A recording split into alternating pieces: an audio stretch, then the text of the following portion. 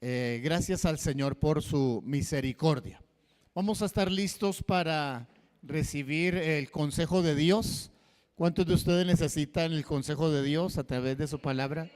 Ok, entonces le voy a pedir que usted levante ahí donde está una oración, que le diga: Señor, necesito tu revelación, revélate a mi corazón. Cierra sus ojos y haga esa oración conmigo. Señor, gracias por tu palabra.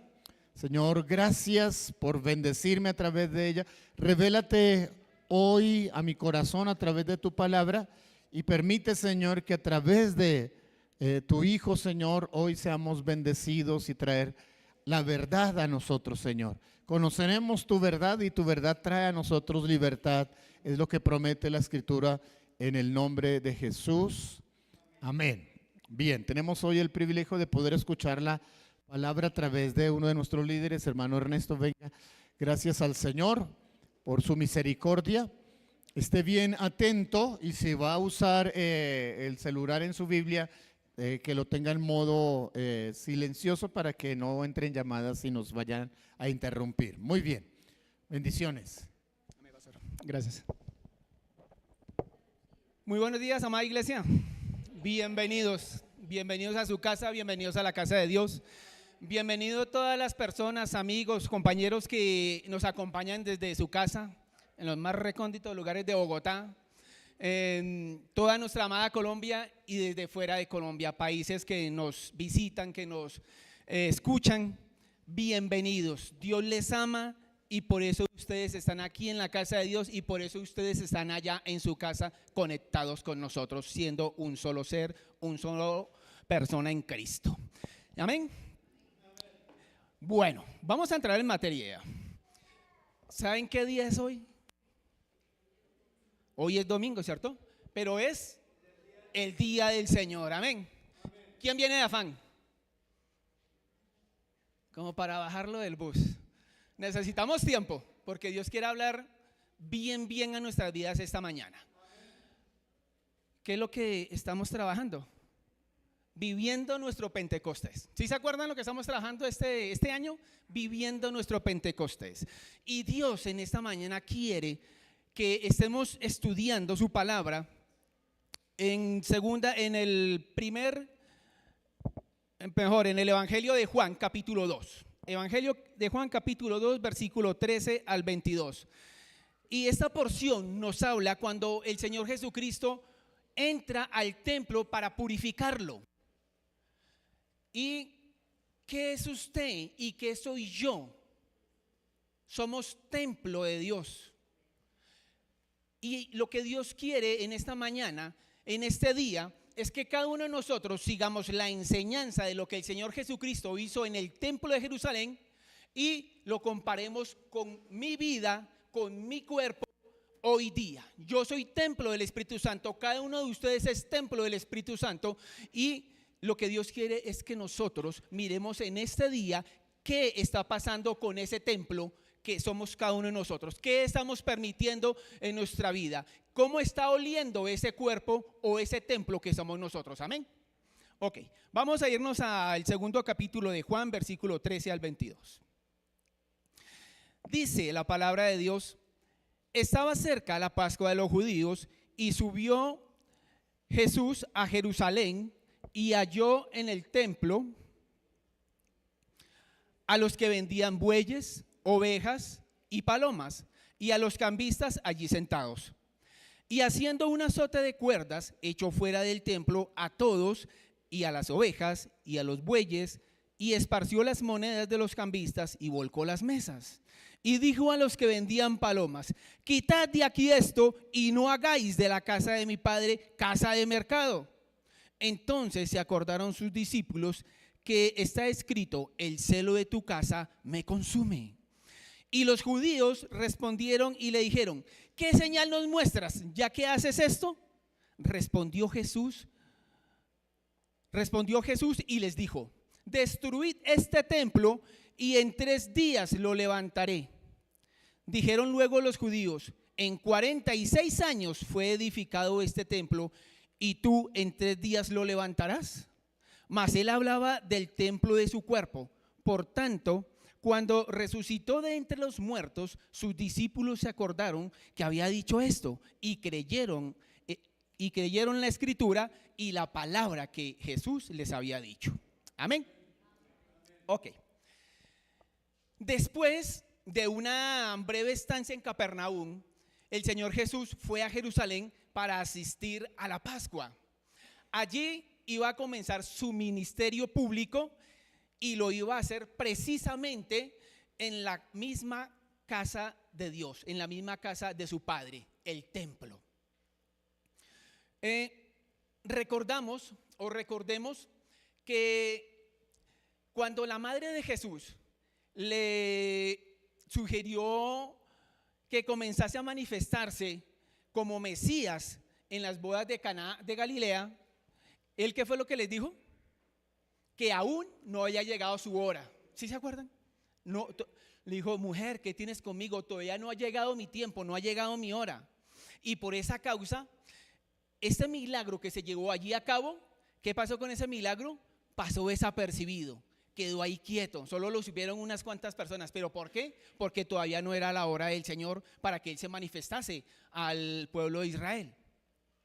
El Señor sabía que el lugar donde debía comenzar su manifestación pública era el templo, y esto por varias razones. Primeramente, porque esto era lo que había dicho o anunciado el profeta Malaquías. Malaquías capítulo 3 versículo 1 dice: y he aquí, yo envío mi mensajero, el cual prepara el camino delante de mí, y vendrá súbitamente a su templo el Señor. Como ya sabemos nosotros, Juan el Bautista vino como el mensajero. Juan el Bautista fue el que vino a preparar el camino del Señor Jesús antes de él empezar su ministerio. Y después de esto, el mismo Señor debía aparecer en medio de su pueblo, pero en el lugar indicado, el templo del Padre, el templo de Jerusalén, que era la casa que se había construido para Dios. Ahora, por otro lado, el profeta Malaquías también había anunciado cuál sería la labor que realizaría el Mesías cuando llegara a su templo. Malaquías capítulo 3, versículo 2 al 3. Dice: ¿y quién podrá soportar el tiempo de su venida? ¿O quién podrá estar en pie cuando Él se manifieste? Porque Él es como fuego purificador y como jabón de lavadores, y se sentará para afinar y limpiar la plata. Porque limpiará a los hijos de Leví, los afinará como a oro y como a plata, y traerán a Jehová ofrenda en justicia. Entonces, el profeta había anunciado que cuando el Mesías viniera, iba a limpiar a los hijos de Leví. ¿Quiénes eran los hijos de Leví? ¿Quién? Los sacerdotes. La tarea exclusiva cuando viniera el Señor Jesús era limpiar a los hijos de Leví, o sea, a los sacerdotes que habían en esa época. De pronto algo pasaba, y por eso es que el Señor venía. Y por eso es, ¿cómo se llama nuestra charla? Jesús purifica el templo. Entonces vamos a entrarnos más. Es decir, que Él iba a purificar, iba a limpiar a los sacerdotes y a purificar las ofrendas en justicia. Y sin duda, este era el propósito que el Señor Jesús tenía cuando entró aquel día al templo. En realidad, allí se encontraba el verdadero problema por el que los líderes judíos terminaron rechazando violentamente a Jesús, porque el pueblo estaba en esos días también como ovejas sin pastor. Los ladrones habían ocupado el mismo templo de Dios, como quedaba en evidencia viendo la comercialización descarada que los sacerdotes hacían de todos los servicios del templo. Era algo que estaba aconteciendo y era algo de que el Señor ya se había dado cuenta de ello. Aquellos sacerdotes que debían ser mediadores para ayudar a los hombres a encontrar a Dios en sus vidas, así poder ser bendecidos, Estos sacerdotes se habían convertido más bien en intermediarios y habían convertido su sacerdocio en un monopolio comercial a fin de sacar beneficios económicos de la búsqueda que hacían de Dios cada una de las personas que asistían allí, desafortunadamente. Ahora, ¿cómo podrían aquellos hombres experimentar la gracia de Dios y un don gratuito de salvación a través de los servicios de hombres empeñados en sacar dinero de la necesidad espiritual de otros? Los sacerdotes ya no tenían un corazón sincero, porque por el amor al dinero ya no hacían que las personas recibieran a Dios en su corazón. El pecado de aquellos sacerdotes era muy grave, porque robaban a Dios tratando su palabra y sus ordenanzas como si fueran artículos para su negocio, y trataban a las personas no como propiedad de Dios, sino como usuarios de un mercado cuyos derechos ellos creían que tenían exclusividad. Amén. Ahora, por tanto, Jesús no estaba solo presentando sus credenciales como el auténtico Mesías al cumplir las profecías que de él se habían hecho muchos siglos atrás, sino que también estaba atacando el problema de la religión judía de su tiempo en su misma raíz. Ahora, no obstante, hemos de decir que la historia de las religiones, no solo la del judaísmo, no han cambiado mucho desde que Jesús entró ese día a limpiar el templo hasta esos días. Y de hecho, han seguido funcionando todas las religiones. Han seguido funcionando mayormente como una fuente de beneficio económico, de beneficio político y de prestigio para los que las dirigen, desafortunadamente. Y de hecho, han seguido funcionando para que cada una de estas personas llenen sus bolsillos de dinero, pero no llevando el mensaje que Dios les ordenó llevar. Es conveniente recordar que el cumplimiento de esta profecía de Malaquías no se agotó en esta primera intervención de Cristo, y que el mundo todavía está esperando la segunda venida. Pero en esta segunda venida, en esta sí que terminará el Señor de limpiar el comercio que se está llevando a cabo en su nombre. Amén. Si nos entendemos de esto, debemos cuidarnos. Bueno, después de esta pequeña introducción, ahora sí vamos a nadar. Ahora sí vamos a sumergirnos en la palabra, vamos a estudiar la palabra. Entonces, vamos a analizar el texto que le estamos leyendo al comienzo de Juan capítulo 2, versículo 13 al 22. Vamos a ir analizando parte por parte para que el Señor muestre a nuestras vidas cómo estaba el templo de Jerusalén y cómo está nuestro templo en estos días. Cada uno de nosotros sabemos cómo estamos viviendo, qué estamos permitiendo en nuestras vidas. Y Dios lo que quiere en esta mañana es que cada uno de nosotros comparemos cómo estaba el templo de Jerusalén y cómo está nuestro templo hoy día. ¿Está igual? ¿Está mejor? ¿Cómo está? Cada uno de nosotros lo sabemos. Amén. Dice la primera parte que vamos a estudiar: estaba cerca la Pascua de los judíos y subió Jesús a Jerusalén. Es interesante que el comienzo del ministerio público de Jesús se relacione con la Pascua. Esto es muy significativo por varias razones. Para entenderlo, debemos recordar la importancia que esta fiesta nacional tenía para los judíos. Cada año los israelitas se dirigían a Jerusalén para celebrar la Pascua. Lo que ellos recordaban era que Dios había intervenido milagrosamente para llevarlos a libertad de la cautividad que estaban viviendo en Egipto y para constituirlos en una ¿qué? En una nación. Después que ellos salen de Egipto, Dios los constituye a ellos como nación, como pueblo. Pero los tiempos habían vuelto a cambiar para ellos, y debido a su reiterada desobediencia a la palabra de Dios, habían perdido nuevamente su libertad y se encontraban bajo el dominio nuevamente de un pueblo extranjero, y en esta ocasión estaban bajo el dominio del poderoso Imperio Romano.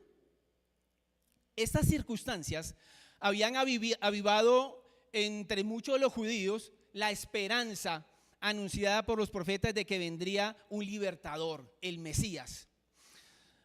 Así que año tras año, cuando los judíos volvían a Jerusalén para celebrar la Pascua, no solo recordaban lo que había sucedido en el pasado, sino que de alguna manera también manifestaban su esperanza, su anhelo por una nueva visitación divina.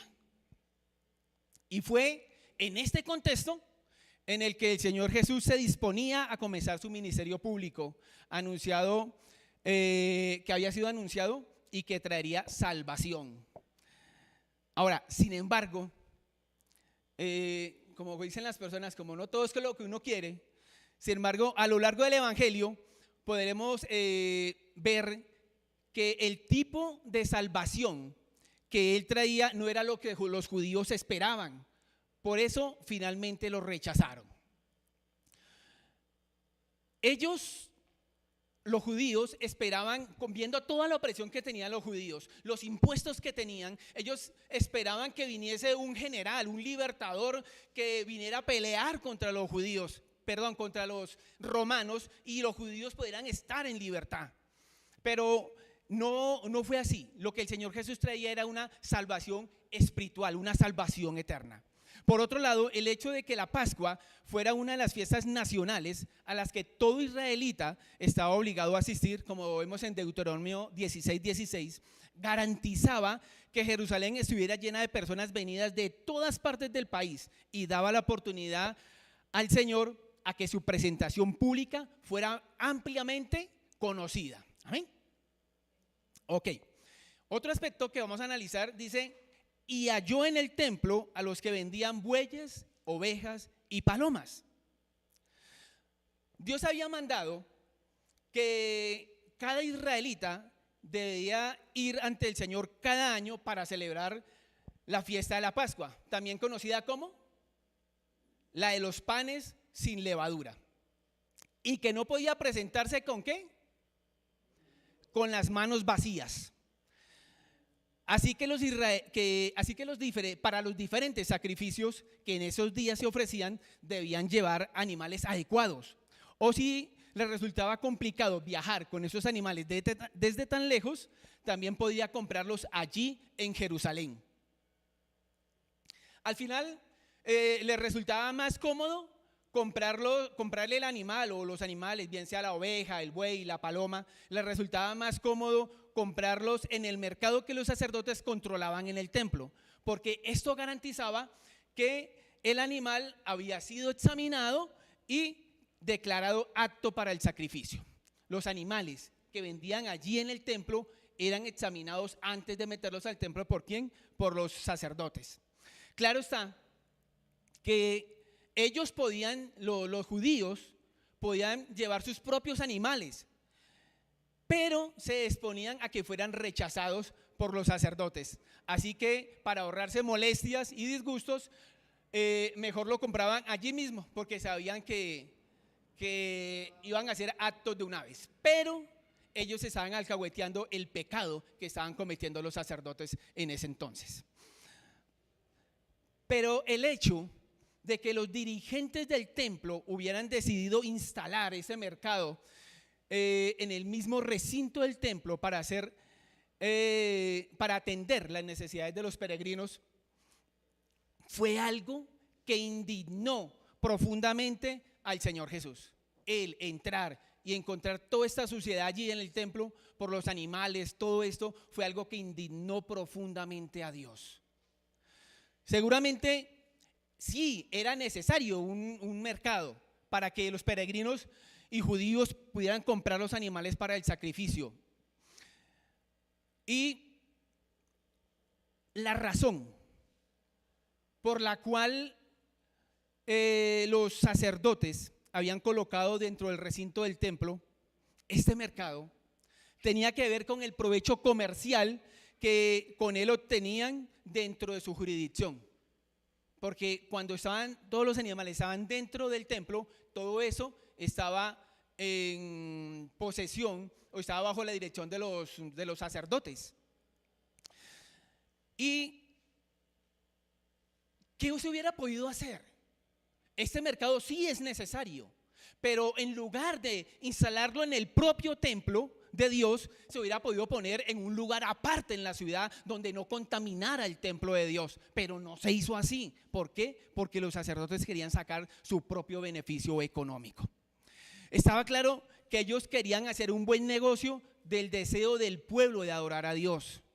¿Quién quería o quién tenía ese deseo? Los sacerdotes que manejaban, que tenían el dominio del tiempo, del templo. Todo esto ponía en evidencia el estado de corrupción en el que se encontraba el judaísmo de aquellos días. Ahora miremos esto.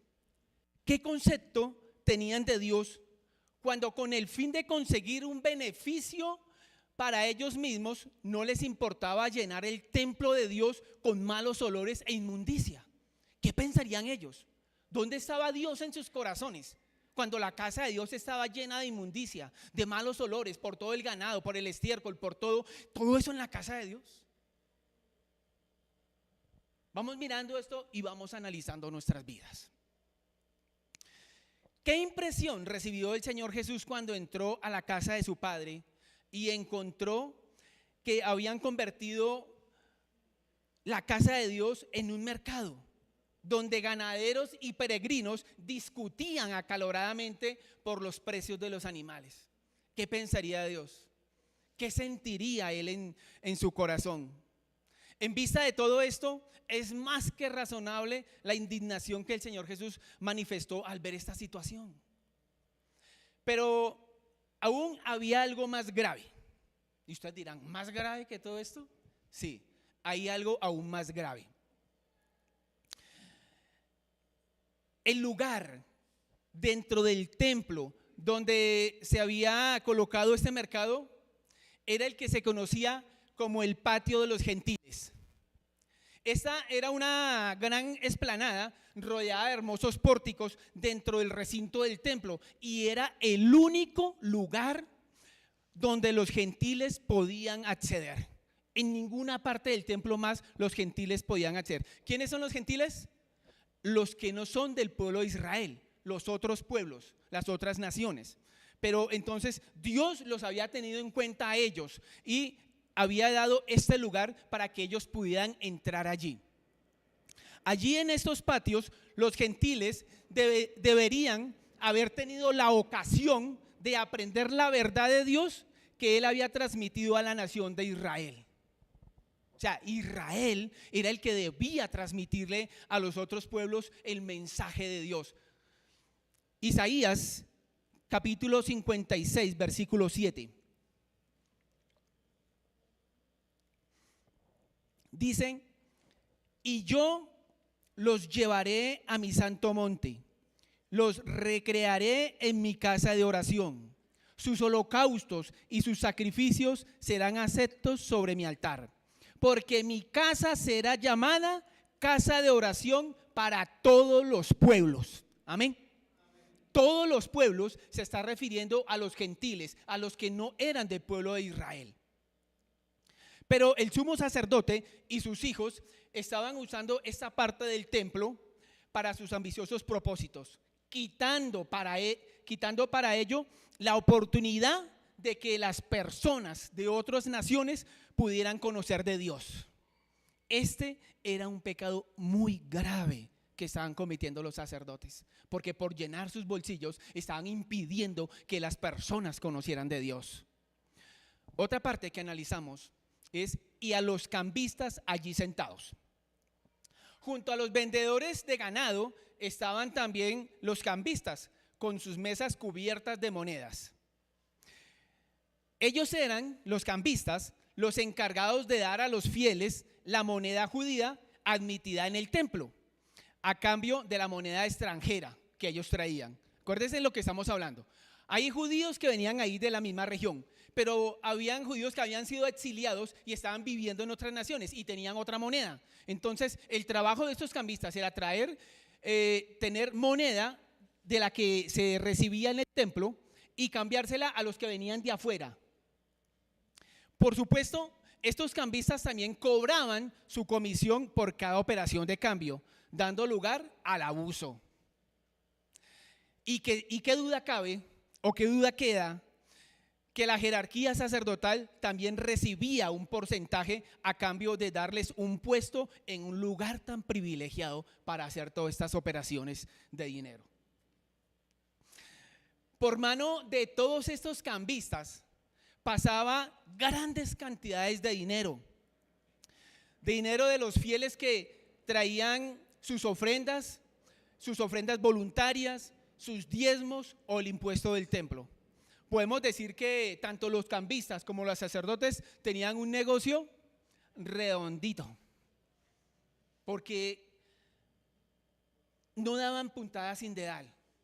Todo lo que ellos hacían en el templo era para sacar provecho. ¿Para qué? Para aumentar sus riquezas, para ganar un puesto en la sociedad. Pero la obra de Dios ya prácticamente no estaba en el corazón de estos sacerdotes. Otro aspecto que vamos a analizar dice: y haciendo un azote de cuerdas echó fuera del templo a todos.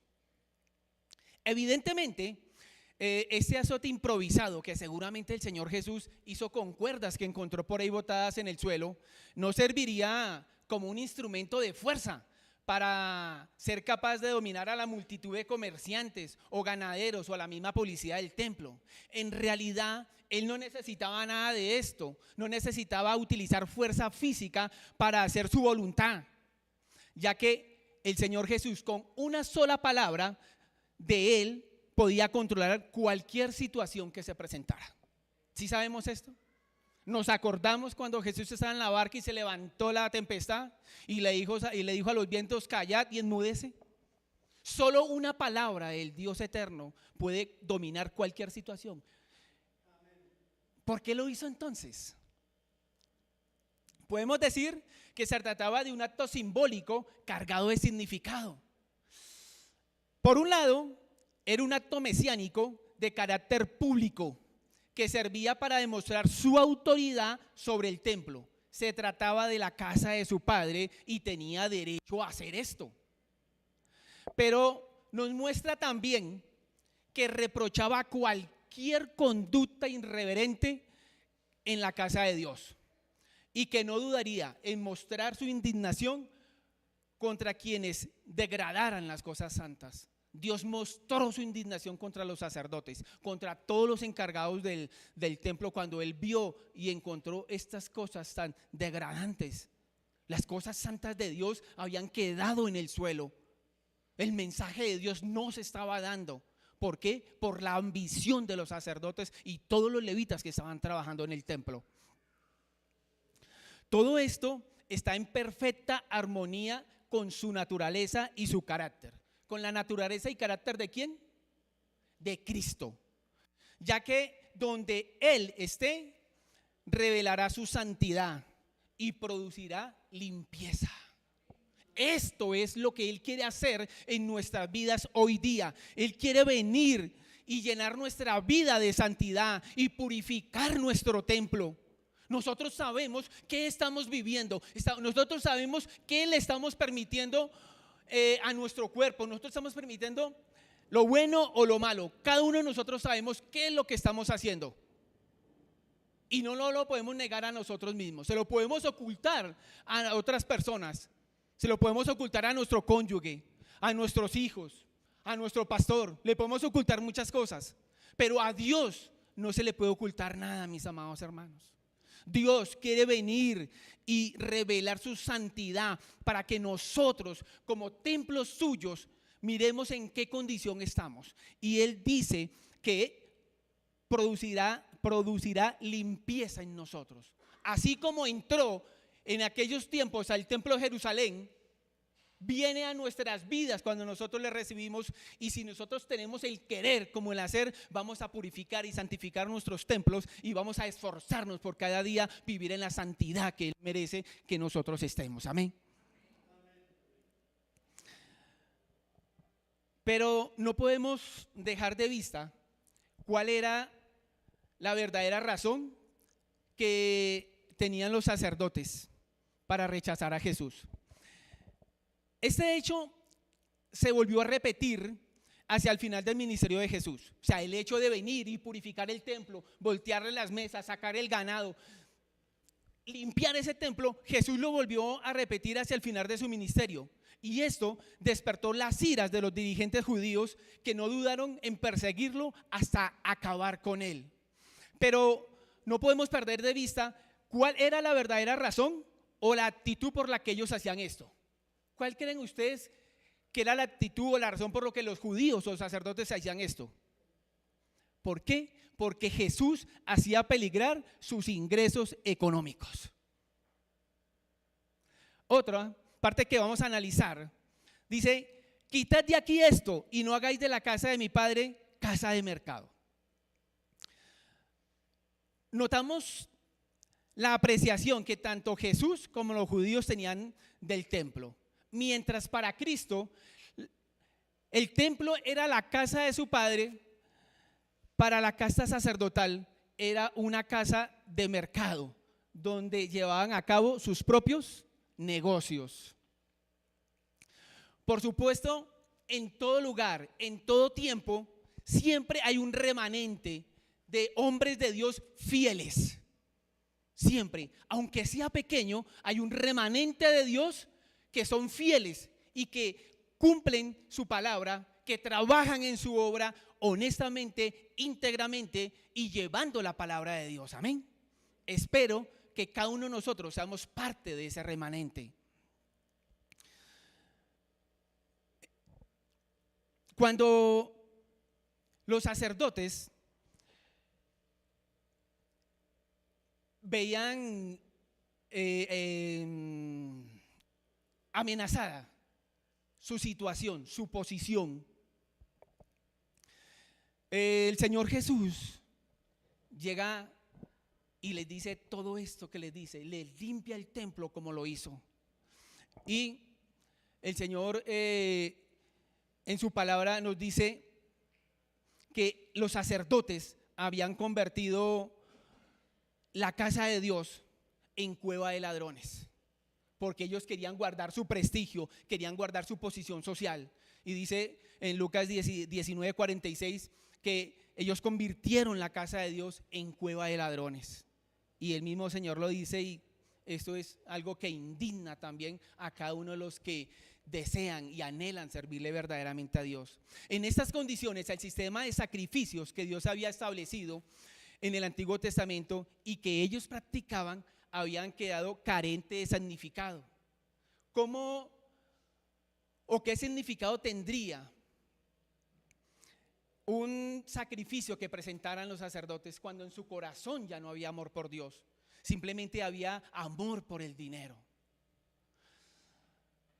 Qué terrible juicio esperaba a estos sacerdotes con su actitud, que hacían que los hombres menospreciaran las ofrendas de Jehová, como sucedía en los tiempos de Samuel.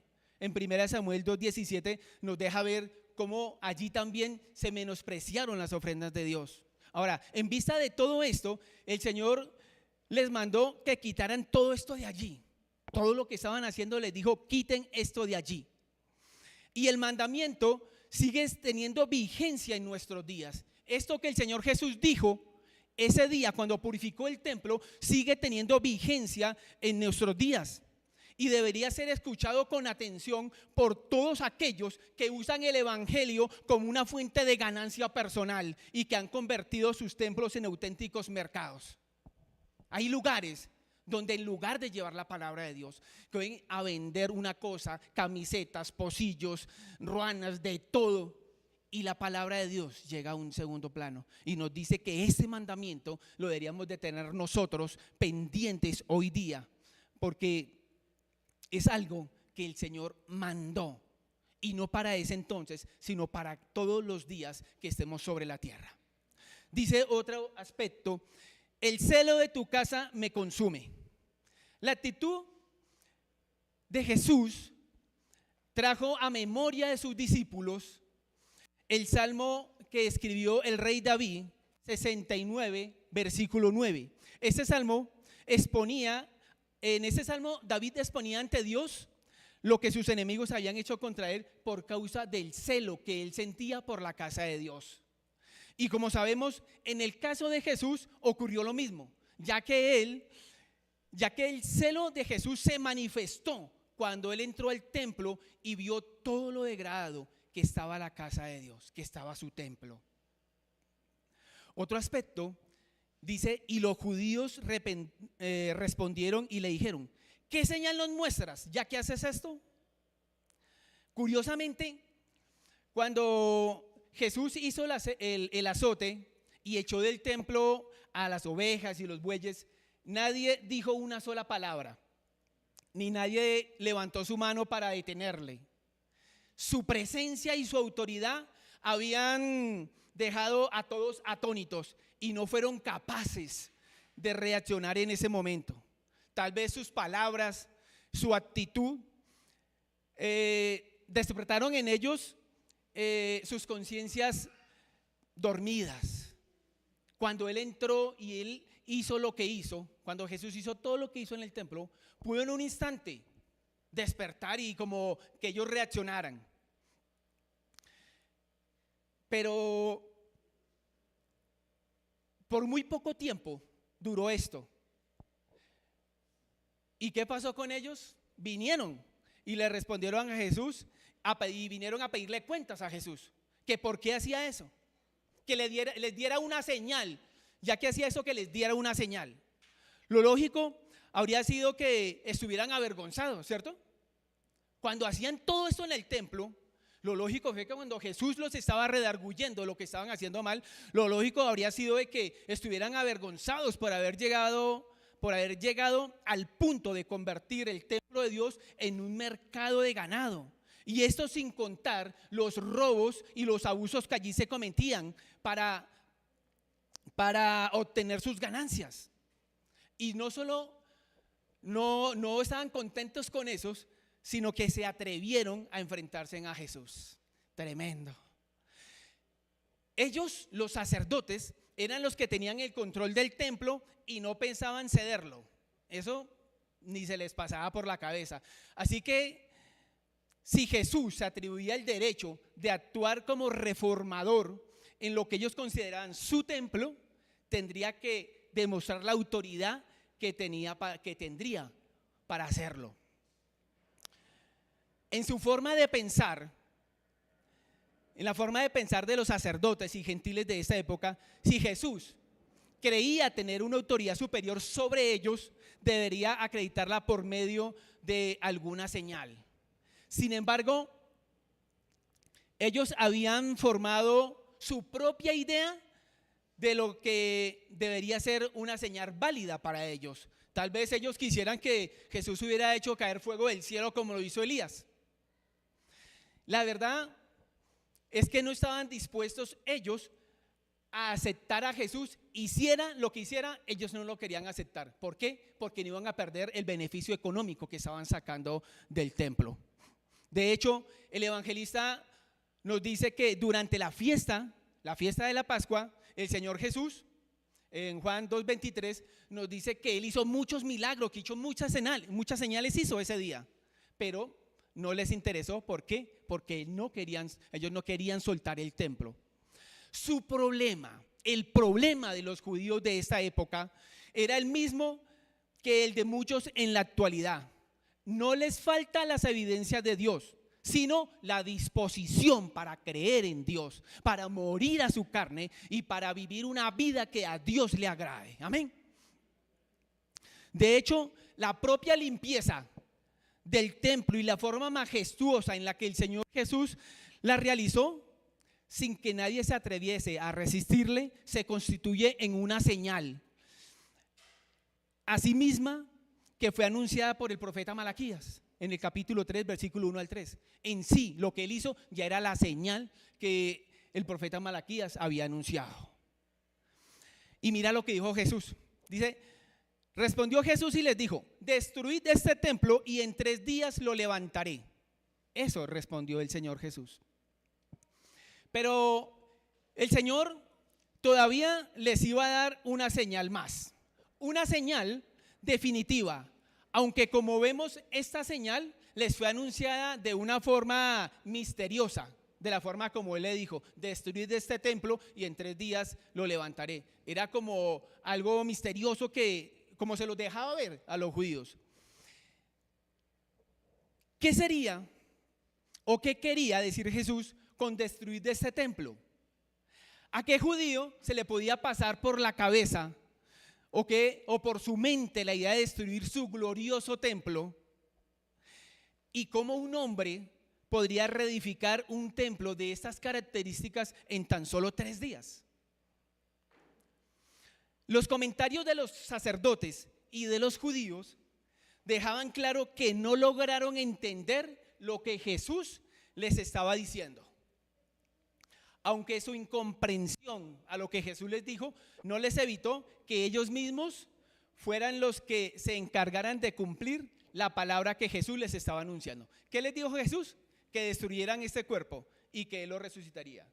Ellos en su pecado y en su ignorancia y en su avaricia mataron a Jesús, hicieron matar a Jesús, que fue lo que Él les dijo, destruir este templo. ¿Y qué hizo Jesús? Levantarlo. A los 3 días lo levantó. Entonces ellos no entendieron la palabra de Dios, pero no importó que no lo hubieran entendido, ellos mismos hicieron que la palabra de Dios se cumpliera. Ahora, por el contrario, sus discípulos, que tampoco entendieron lo que el Señor les dijo, después de su muerte y su resurrección, ellos sí recordaron que Él había dicho estas palabras y creyeron en Él. ¿Se acuerdan lo que leemos en los evangelios? Que Él varias veces dijo que tenía que ir a Jerusalén y que iba a padecer y que iba a morir, pero que resucitaría a los 3 días. Los discípulos sí se acordaron de esto y creyeron en la palabra y creyeron en Jesús. Así que el propósito de expresarse de esta manera, un tanto enigmática, era el mismo que Jesús tenía cuando utilizaba las parábolas. Hacer una distinción entre los que creían en Él y los incrédulos. Esto era lo que el Señor Jesús hacía cuando hablaba en parábolas.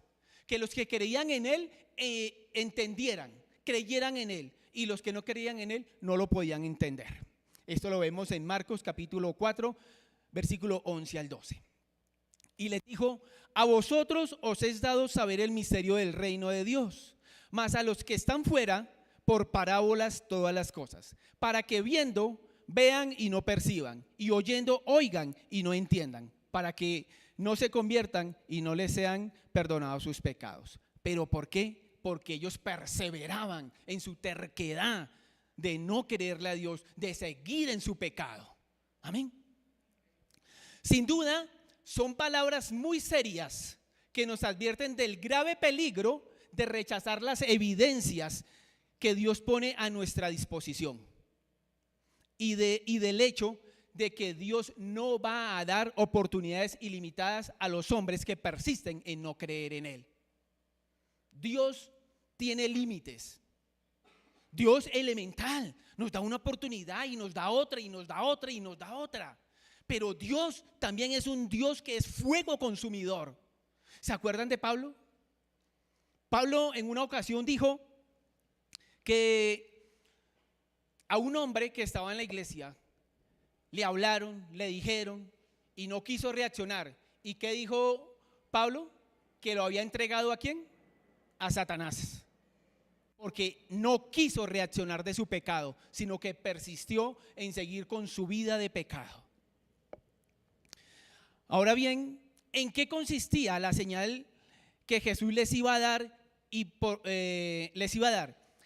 para qué y por la que Él evidenciaría su autoridad sobre el templo? Para entenderlo, debemos recordar lo que Juan explicó al comienzo de su evangelio, que el preexistente verbo de Dios fue hecho hombre. ¿Y qué hizo? Habitó entre nosotros, los hombres. Por tanto, en cierta manera de hablar, Jesús es el verdadero templo de Dios en medio de los hombres. Jesús es el templo de Dios en medio de los hombres. Él lo dijo: destruid este templo. Entonces el Señor es el templo de Dios en medio de nosotros. A través de su naturaleza humana se percibía la gloria del Dios eterno que moraba en Él. Así que el templo de los judíos en Jerusalén solo era un débil símbolo de la plenitud que se encontraba en Jesús. Jesús dijo: el Padre y yo somos uno. Entonces, cuando nosotros nos refugiamos en Cristo, estamos yendo al templo de Dios, porque Jesús es el templo de Dios. Entonces, cuando Jesús les dijo destruid ese templo, en realidad no se estaba refiriendo al templo de piedras que Herodes llevaba más de 40 años construyendo, sino se refería a su propia persona. Y de la misma manera, cuando dijo en 3 días lo levantaré, se estaba refiriendo a su propia resurrección, que al tercer día los iba a levantar de entre los muertos. Por tanto, mis amados hermanos, la señal que se disponía a darles no solo evidenciaría su autoridad sobre el templo, sino también que él mismo era el templo de Dios, como lo hemos estado hablando. Amén. Jesús es el templo de Dios. ¿Y quién soy yo? ¿Quién es usted? El templo de Dios. ¿Y cómo debe estar mi templo? Como el templo del Señor Jesús. Él dijo que nos daba ejemplo para que siguiéramos sus pisadas. Amén. Ahora, Primera de Corintios capítulo 3 versículos 16 y 17 dice: ¿no sabéis que sois templo de Dios y que el Espíritu Santo y que el Espíritu de Dios mora en vosotros? Si alguno destruye el templo de Dios, Dios le destruirá a él, porque el templo de Dios, el cual sois vosotros, santo es. Mi amado hermano, cada uno de nosotros somos templo del Espíritu Santo. Nuestro cuerpo es templo del Espíritu Santo. La pregunta es, ¿cómo está este templo que es nuestro cuerpo? ¿Cómo está en este momento? ¿Cómo está mi vida? ¿Qué estoy viviendo yo? ¿Qué le estoy permitiendo a mi cuerpo que disfrute, que goce? ¿Está este cuerpo mío, está este templo mío como Jesús anhelaría encontrarlo? ¿O está como el templo que él encontró en Jerusalén? Lleno de pecado, lleno de corrupción, solo la cáscara bien presentada por fuera y por dentro cargado de pecado de muchos años.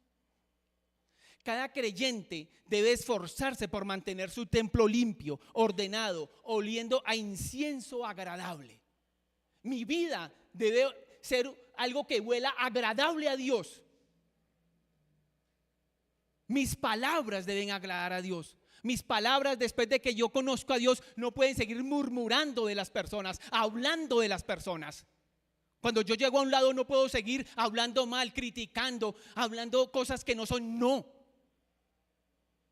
Porque en mí debe haber un olor grato y mi carácter debe ser el carácter de Jesucristo. Esto solo se logra entregando mi vida al control del Espíritu Santo, muriendo cada día a los deseos de mi carne y manteniéndome a diario en comunión con el Padre, con el Hijo y con el Espíritu Santo. Ahora, cuando nos esforzamos por mantener nuestro templo, que es nuestro cuerpo y nuestra vida, en una forma que agrade a Dios, nosotros, escuchemos esto, nosotros nos vamos a convertir en antorchas para nuestro hogar, para nuestra familia, para nuestros vecinos, para nuestros compañeros de trabajo, para nuestros compañeros de estudio. Nos convertimos en una antorcha para ellos por medio del aceite que el Espíritu Santo pone en cada uno de nosotros. Así como el aceite ardía en el templo de Dios e iluminaba todo el lugar, el aceite del Espíritu Santo en cada uno de nosotros arde para hacer luz a todos los que nos rodean. Nosotros debemos ser luz que lleve a todas las personas que no conocen de Él a sus pies. Amén. Esa debe ser mi vida. Ese es el fuego que debe arder en mí. Ese es el Espíritu Santo que está en mí y que pone su aceite, su unción en mí para llevar vida y vida en abundancia a los que no conocen de Dios. Nuestro testimonio de vida le dará a cada uno de ellos luz. Nuestro testimonio de vida, lo que yo haga a solas, en la iglesia, en la casa, cuando esté solo, en mi trabajo, en la calle, mi testimonio le va a dar luz a estas personas que no conocen de Dios para que ellos entreguen sus corazones al Señor Jesús. Amén. En conclusión, podemos decir que en respuesta a la petición que los judíos le hicieron al Señor Jesús, Él les señaló la cruz y la resurrección. Esta fue la señal que Él les dijo. Y esta sigue siendo la respuesta que Dios da a todo aquel que le demanda una señal: la resurrección y la cruz de Cristo. No puede haber una señal más grande.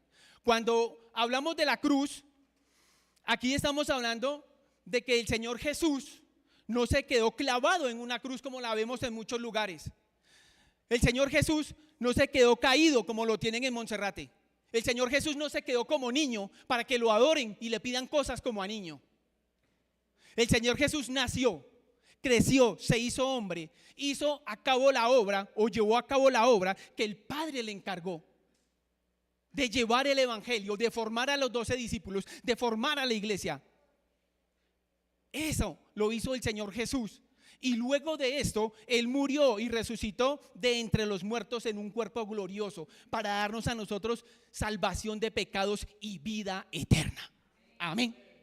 Eso es lo que el Señor hizo por cada uno de nosotros. Y eso es la señal que Él puso para el que le demande señal.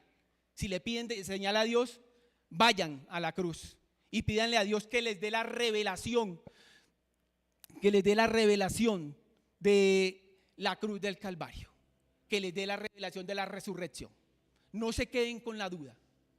Oren, doblen sus rodillas y díganle a Dios: Señor, dame la revelación de la cruz, porque yo quiero saber qué fue lo que tú ganaste para mí en la cruz.